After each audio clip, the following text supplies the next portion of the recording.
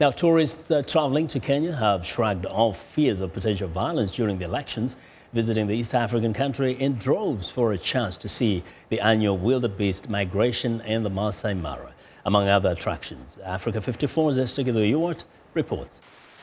Tourism is a top hard currency earner for Kenya, but Kenya's electioneering periods bring in uncertainty in the industry when many tourists choose to stay out of the country for fear of being caught in political violence. After the Supreme Court nullified President Uhuru Kenyatta's win on September 1st, the sector feared for the worst.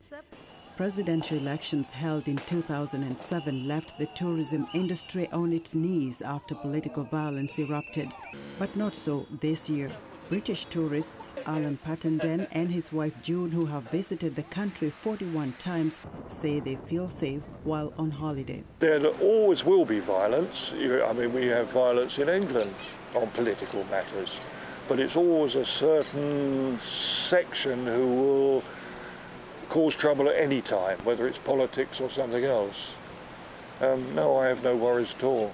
Kenya's Supreme Court cited irregularities in the August 8th presidential election results and ordered a fresh poll within 60 days. The new poll is slated for October 26. Unlike the political chaos witnessed a decade ago, the tourism sector says it has not been affected in any way. Mohamed Harsi is the chairman of the Kenya Tourist Federation, an umbrella association of hoteliers, tour operators and airlines. We've not been affected in any way by the elections, for simple reason that the campaign period, the build-up to the elections, the election itself, all went quite smoothly, apart from a few pockets here and there, especially after the announcements. But by and large, even in the international media, there is nothing negative that was really picked out which will have forced anybody to reconsider their visit to Kenya. In 2011, visitors to Kenya rose to a record high, a year considered as a benchmark in which the country earned 99.7 billion shillings, an equivalent of $965 million, according to government statistics. Mike Moore, a tourist from Poland, says Kenya is beautiful. Kenya is very beautiful, very nice country. I was in a big stress because I don't know how I will be feeling in this country, but now I am so happy.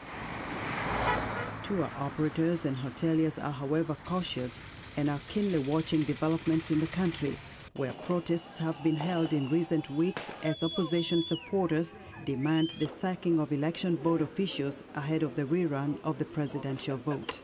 Yes, we are very worried, especially now that the presidential elections were annulled and we have to go to a second election. But again, there's a lot of debate whether it will happen, it should not happen. So generally, that is not good for business. And it is leaving everybody on the edge. You really don't know what's going to happen.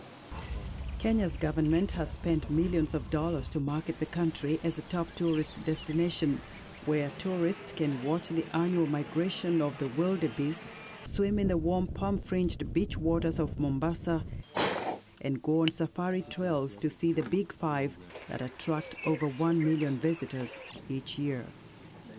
Esther Githui-Ewart, VOA News, Washington.